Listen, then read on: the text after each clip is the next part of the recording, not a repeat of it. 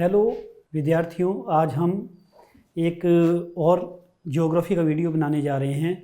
पिछले वीडियो में हमने चंद्रमा के संदर्भ में बात की थी और पृथ्वी के जो फैक्ट्स है या उसमें जो जो मैकेनिज़्म थे उनको हमने उसके ऊपर चर्चा की थी। आज हम क्या करेंगे, आज हम चंद्रमा के बारे में कुछ अन्य बातों को डिस्कस करेंगे। जैसे मैंने उसमें पिछले विषय में या पिछले लेक्चर में आपको चंद्रमा के बारे में थोड़ा सा बताया था, तो यहाँ मैं चंद्रमा की बात ही कर रहा हूँ। चंद्रमा, यहाँ चंद्रमा के विषय में बात हो रही है। तो चंद्रमा, एक तो पहली बात मैंने उसमें ये की थी कि ये पृथ्वी का उपग्रह है। इसके बारे में कुछ एक तथ्य हमारे को पता होने चाहिए। ये आपका पृथ्वी का उपग्रह है, या मैं ऐसे भी कह सकता हूँ ये पृथ्वी का ही भाग है। दूसरा, इसमें जो सबसे महत्वपूर्ण बात है वो ये है कि इसमें हमारे को दो चीज़ें देखने को मिलती है कि ये अपने अक्ष पे, जो हमारी चंद्रमा है ये अपनी अक्ष पे घूमता है, तो इसका जो घूर्णन समय है, इसका जो घूर्णन समय है इसमें लगभग कितना समय लगता है, इसमें लगभग आपका 27 यानी कि 27.5 दिन का समय इसमें लगता है। ठीक है, और इसे हम क्या कहते हैं, इसे हम नक्षत्र मास कहते हैं।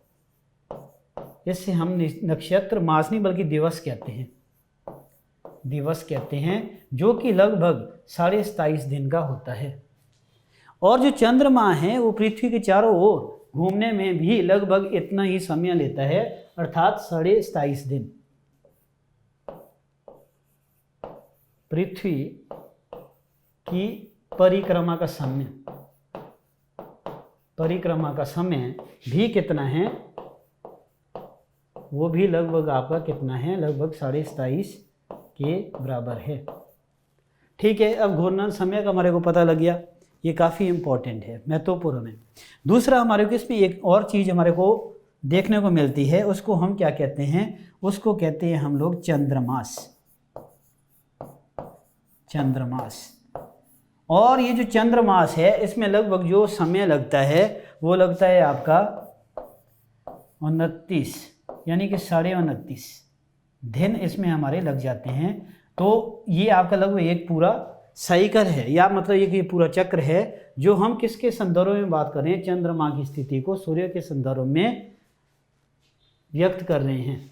तो इसमें लेकिन आपको थोड़ा सा ये याद रखना होगा कि जब हमारा चंद्रमा, वो तो हमारा इस स्थिति में ही होता है, चंद्रमा हमारा इस स्थिति में होता है, तो चंद्रमा पहले हमारा कैसे होगा, वो लगभग आपका होगा न्यू मून या नया, मतलब चंद्रमा में उसको कह सकता हूँ नया चंद्रमा, इसको मैं कह सकता हूँ। तो या इसको दूसरी सेंस में अगर जनरली अगर हम इसकी सामान्यतः बात करें तो इसको हम अमावस्या कहते हैं।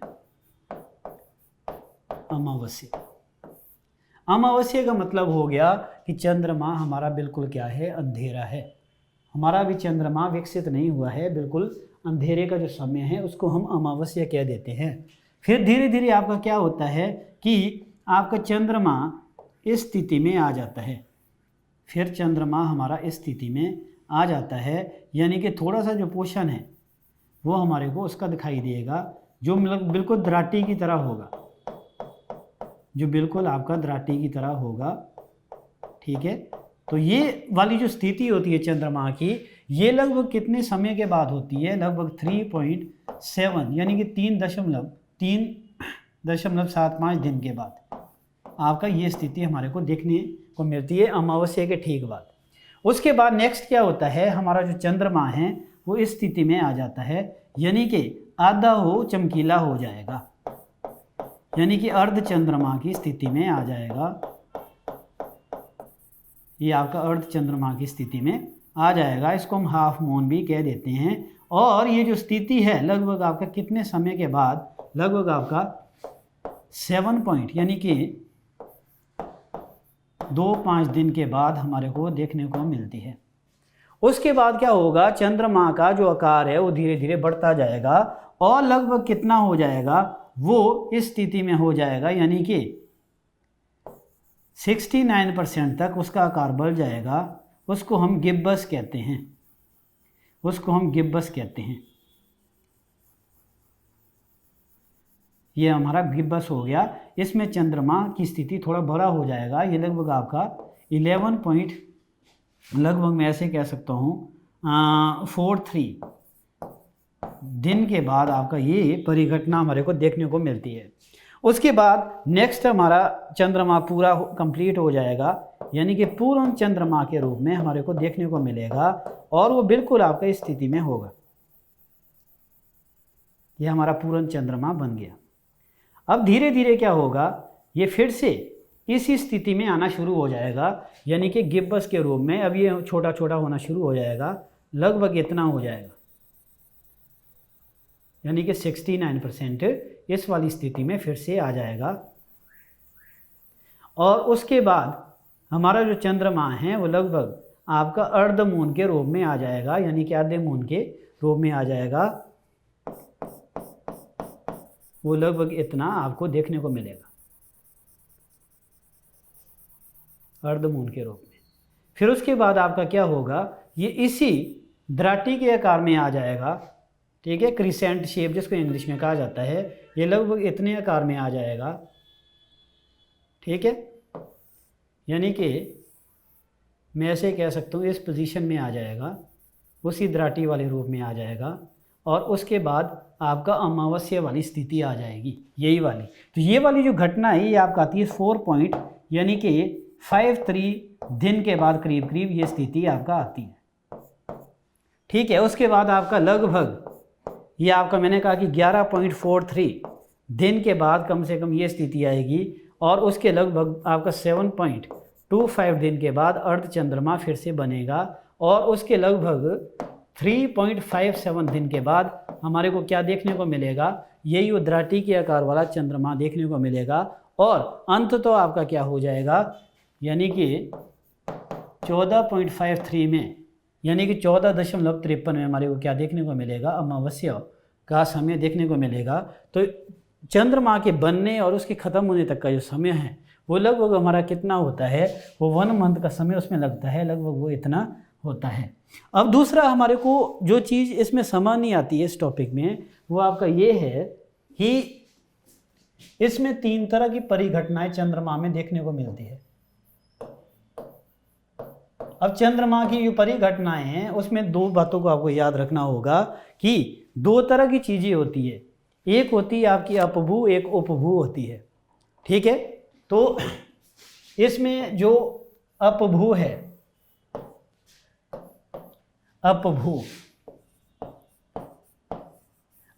क्या होता है, सूर्य और पृथ्वी के बीच अधिकतम दूरी होती है, इसको हम क्या कह देते हैं, अपभू कह देते हैं।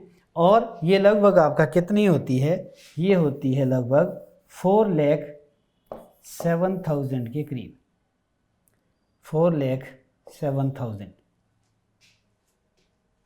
लगभग आपका ये आपका हो जाएगा 40, इतनी आपका ये हमारे को देखने को मिलती है किलोमीटर की दूरी होगी। जबकि अगर हम ये वाला जो अपभू है, अपभू में आपका जो दूरी होगी चंद्रमा और पृथ्वी के बीच, वो लगभग कितनी होगी, 3,64,000 के करीब होगी, ठीक है, लगभग इतनी किलोमीटर होगी। मतलब आपका ये पृथ्वी और सूर्य की न्यूनतम दूरी है, पृथ्वी और सूर्य की न्यूनतम ये दूरी होगी। अब ये जो हमारा विषय है वो इसी से जुड़ा हुआ है। हमें यहाँ नेक्स्ट अगला जो हमारे को क्या देखने को मिलेगा, चंद्रमा में हमारे को 3 तरह की स्थितियां देखने को मिलती। ये हमारा चंद्रमा है, चंद्रमा में हमारे को एक तो हम उसको क्या कहते हैं, एक को हम कहते हैं नीला चंद्रमा कह देते हैं,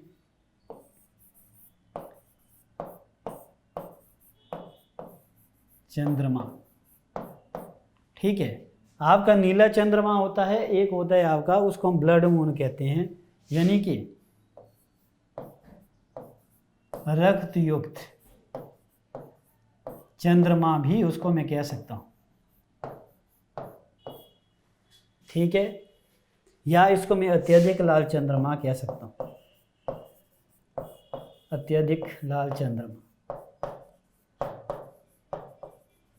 और नेक्स्ट इसमें आपका क्या है, अगला हमारे पास है इसमें, उसको हम कहते हैं सुपर मून। सुपर मून आपका हिंदी की बुक में भी यही लिखा मिलेगा, लेकिन आप इसको ये भी लिख सकते हो कि अत्यधिक विशाल चंद्रमा।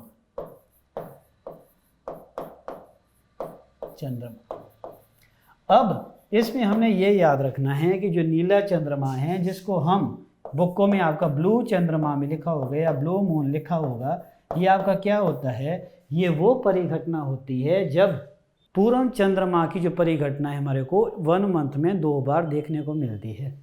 यानी कहने का मतलब ये है कि आपका जब चंद्रमा जब पूर्ण चंद्रमा की घटना की परिघटना 1 महीने में देखने को मिलती है,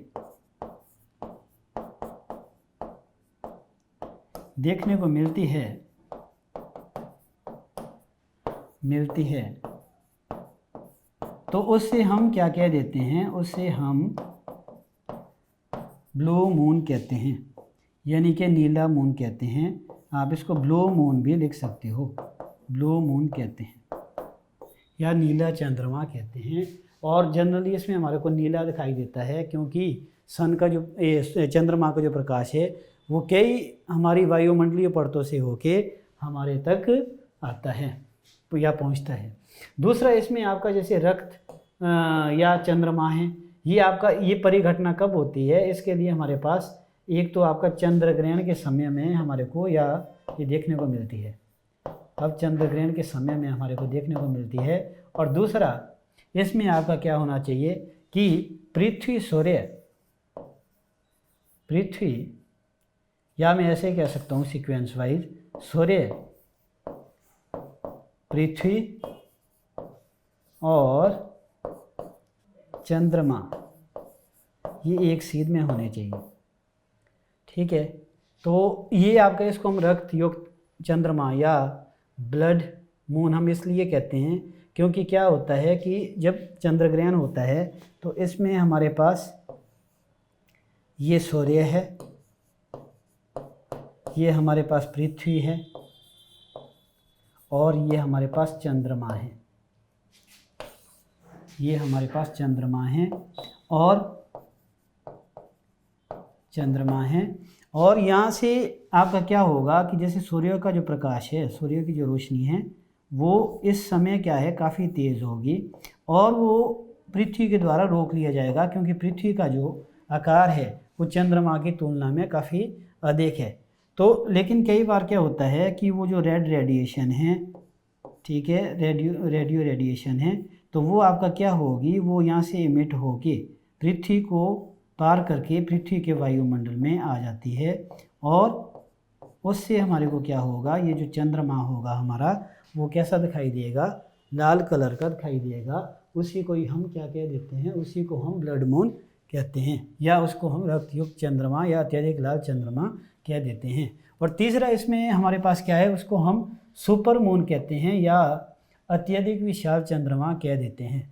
अब ये जो अत्यधिक विशाल चंद्रमा है ये इसके लिए तो हमारे पास एक ही स्थिति होती है, यानी कि जो मैंने आपको पीछे बताया था जिसको मैंने क्या कहा,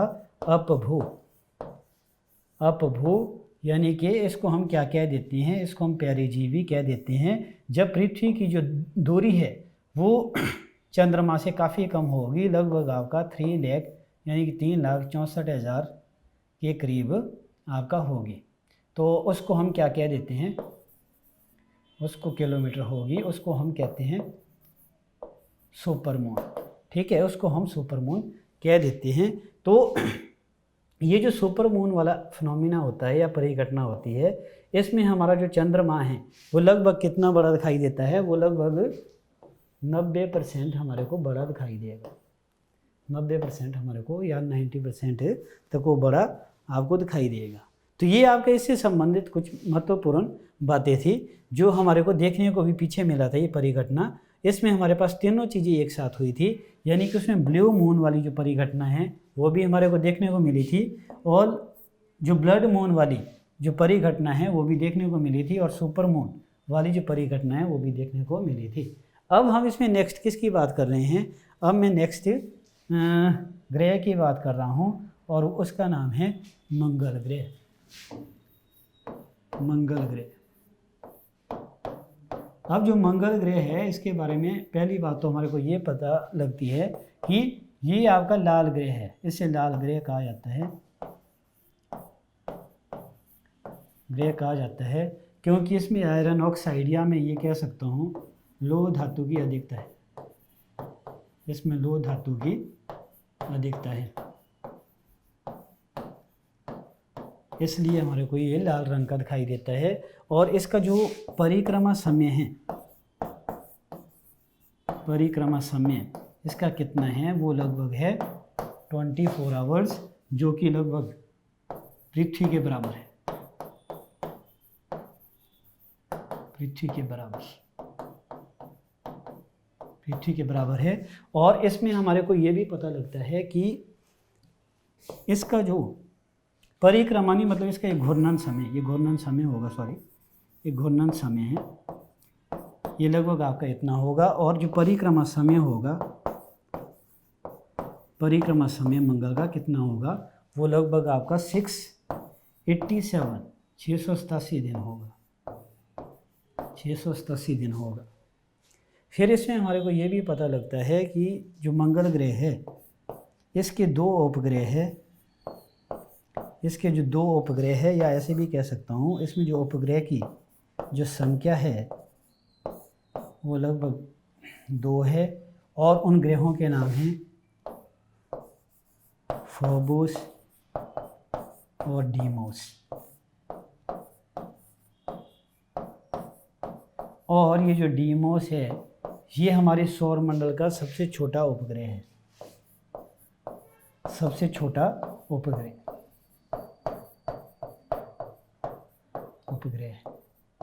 इसके अतिरिक्त हमारे को ये भी पता लगता है कि इसी ग्रह पे सौर मंडल का सबसे ऊंचा पर्वत है, सौर मंडल का सबसे ऊंचा पर्वत भी हमें इस पे देखने को मिलता है, ऊंचा पर्वत हमें इसमें देखने को मिलता है, और उसका नाम क्या है, उसका नाम है निक्स ओलंपिया, निक्स ओलंपिया।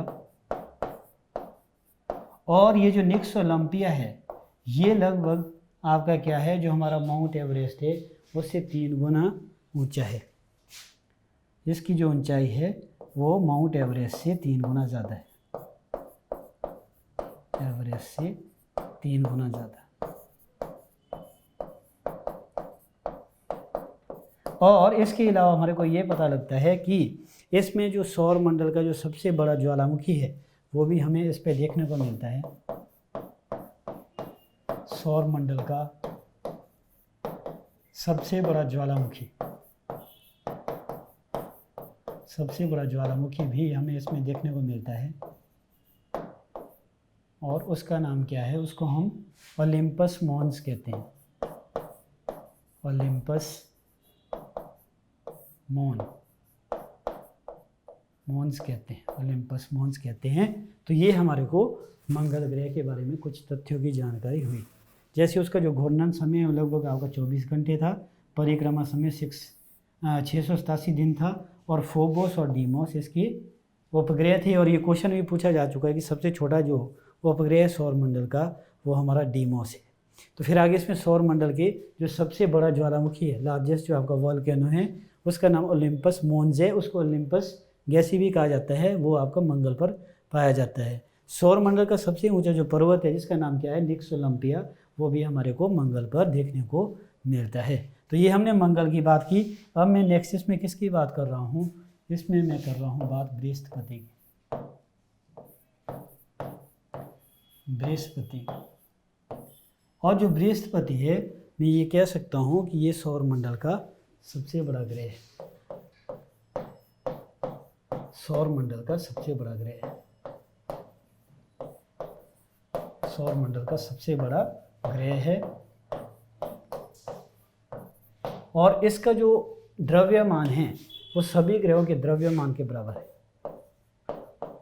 इसका जो द्रव्यमान है, जिसको मास कहते हैं, द्रव्यमान सभी ग्रहों के बराबर है, सभी ग्रहों के बराबर है। ठीक है। और दूसरा, इसमें हमारे को ये पता लगता है इसका जो घूर्णन समय है, घूर्णन समय, इसका घूर्णन समय कितना है, लगभग 9.5 घंटे हैं। और इसका जो परिक्रमा समय है, परिक्रमा समय वो लगभग कितना है, वो आपका 11 वर्ष है, 11 या 12 वर्ष हम इसको मान सकते हैं, ये लगभग इतना है। और इसके जो उपग्रह है, इसके उपग्रहों की जो संख्या है वो लगभग कितनी है, वो 67 है।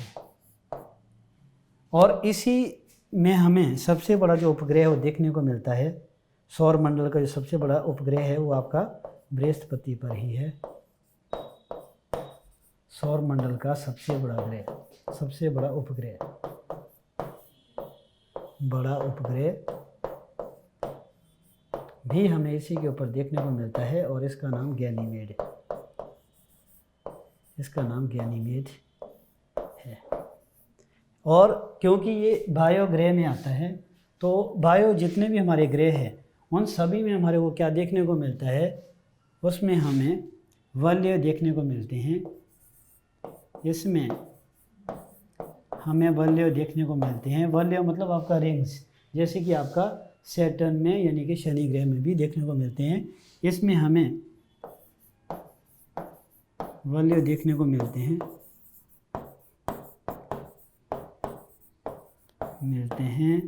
और ये जो वलय होते हैं यानी कि जो रिंग्स होते हैं वो आपके किसके बने होते हैं, वलय बने हुए होते हैं शैल के, यानी कि उसमें आपका रॉक भी हो सकता है, उसमें आपका गैस भी हो सकती है, और उसमें धूल कण आपका देखने को मिलते हैं, धूल कण देखने को मिलते हैं। और ये इसमें इम्पोर्टेंट था, जो गैनीमेड है वो आपका सबसे बड़ा जो आपका उपग्रह है वो हमारे को इसी में देखने को मिलता है। नेक्स्ट अब आपके इसमें जो बृहस्पति सबसे बड़ा है, जो दूसरा सबसे बड़ा उपग्रह है, जो ग्रह है उसका नाम क्या है, उसको हम शनि कहते हैं, उसको हम शनि कहते हैं। और ये सौर मंडल का दूसरा बड़ा ग्रह है, दूसरा बड़ा ग्रह है। ठीक है। और इसका जो परिक्रमा समय है, इसका जो परिक्रमा समय है या घूर्णन समय पहले लिख लेते हैं। इसका जो घूर्णन समय है, इसका घूर्णन समय कितना है, वो है 10 पॉइंट यानी कि 10.5 घंटे है। और इसमें आपका जो बृहस्पति उसमें आपका 9.5 था, यानी कि 9.5 घंटे था, और वो सबसे कम समय भी था घूर्णन का। और इसमें जो परिक्रमा समय है, परिक्रमा समय वह लगभग आपका कितना है, 29 वर्ष है। इसमें हमारे को क्या देखने को मिलता है, इसमें हमारे को 7 वलय देखने को मिलते हैं, 7 वलय देखने को मिलते हैं। और वो जो वलय आपके किसके बने हुए हैं वो मैंने आपको बता दिया है कि आपका ये शेल, गैस और बर्फ़ के बने हुए, बर्फ़ के बने होते हैं। जितने भी हमारे भारी ग्रह हैं उसमें हमारे को वलय देखने को मिलते हैं। और इसके सबसे ज़्यादा उपग्रह है, उपग्रह की संख्या यहाँ पे कितनी है, वो लगभग आपका 80 है, यानी कि सबसे अधिक है। ठीक है, ये आपको इसमें शनि के बारे में पता लग गया। अब नेक्सस में किसकी बात हो रही है, उसको हम हिंदी में अरुण कहते हैं। अरुण, और ये जो अरुण हैं इसको हम एक तो इसको हम हराग्रह भी कह सकते हैं। हराग्रह भी इसमें इसको हम कहते हैं, हराग्रह कहा जाता है इसको, क्योंकि इसमें हमारे को क्या देखने को मिलता है, इसमें हमारे को मीथेन देखने को मिलती है। और दूसरा इससे संबंधित जो क्वेश्चन पूछा जाता है, ये जो अरुण ग्रह है ये सबसे ज़्यादा झुका हुआ है, इसको हम लेटा हुआ ग्रह भी कह देते हैं, या प्लेनेट ऑन इट्स साइड भी हम इसको कह देते हैं। इससे लेटा हुआ ग्रह भी कहा जाता है, हुआ ग्रह भी कहा जाता है, क्योंकि ये आपका कितना झुका हुआ है, ये लगभग आपका 98% तक क्या है, ये अपने अक्ष पर झुका हुआ है, अपने अक्ष पर झुका हुआ है, अपने अक्ष पर ये 98% तक झुका हुआ है। यानी कि इसका जो झुकाव है पृथ्वी की तुलना, जैसे मैंने पृथ्वी के बारे में बताया था कि भाई 66.5 डिग्री वो अपने अक्ष पे झुकी हुई है, तो वैसे ही ये भी 98% तक झुका हुआ है। और दूसरा इसमें आपका जो उपग्रह है, उपग्रह कि इसमें जो संख्या है वो आपका मैंने लगभग इसमें कितनी है, 27 है। और ये आपका तीसरा बड़ा उपग्रह है शनि के बाद, तीसरा बड़ा उपग्रह है। ठीक है, तो इसमें मतलब इसमें भी जैसे मंगल में आपका ग्रह थे, वो वलय पाए गए थे, इसमें भी हमें वलय देखने को मिलते हैं, इसमें भी वलय पाए जाते हैं। और इन वलयों के नाम हैं, इसमें आपका है अल्फा, बीटा, गामा, डेल्टा और एप्सिलन। एप्सिलन ये आपका एप्सिलन है। और एप्सिलन मतलब ये सारे क्या है, ये आपके अल्फा बीटा, ये मतलब इसमें जो वैल्यू है 5 उनके नाम हैं। ठीक है, उसमें जो आपके जैसे शनि में हमारे को वैल्यू का पता लगता है, उसी प्रकार इसमें भी 5 वैल्यू हमारे को देखने को मिलते हैं। और इसका जो परिक्रमा समय है, परिक्रमा इसका जो समय है उसमें लगभग हमारा, उसमें जो टाइम लगता है वो लगभग 17 घंटे है, 17 घंटे हैं। और परिक्रमा नहीं, यानी कि इसका जो घूर्णन समय है, घूर्णन समय वो लगभग कितना है, 17 घंटे हैं। और जबकि इसका जो परिक्रमा समय है, परिक्रमा समय वो लगभग आपका 84 वर्ष है। ठीक है, ये हमारे को अरुण के बारे में पता लग गया। अब मैं किसकी बात कर रहा हूँ, वरुण की बात कर रहा हूँ। अब इसमें वरुण की बात हो रही है। और वरुण में ये कह सकता हूँ, ये आपका नीला या पीला दिखाई देता है, यो नीला एवं पीला दिखाई देता है, पीला दिखाई देता है, यो नीला एवं पीला दिखाई देता है, दिखाई देता है। और इसकी नीला या पीला दिखने का कारण क्या होता है कि ये मतलब आपको इसमें मीथेन पाई जाती है, और सन से जो रेडिएशन आती है उसको ये ऑब्जर्व कर लेता है, उसको सोख लेता है, और फिर उसको क्या करता है, उसका उत्सर्जन कैसे करता है, नीला या पीला उसमें प्रकाश में वो करेगा। इसीलिए ये जो वरुण है ये नीला एवं पीला हमारे को दिखाई देता है। और इसका जो घूर्णन समय है, घूर्णन समय वो 16 घंटे हैं।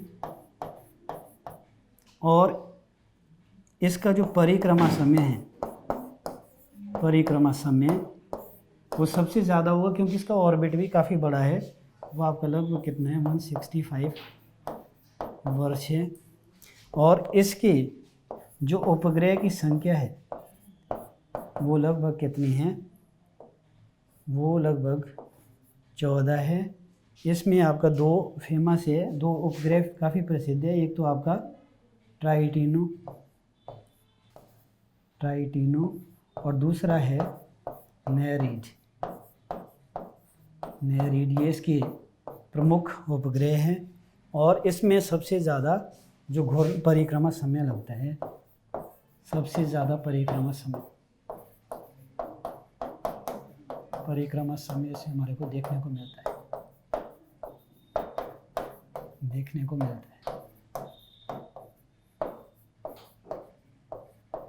तो ये हमारा आज का जो ग्रहों के संदर्भ में जो टॉपिक था वो कंप्लीट हो गया है।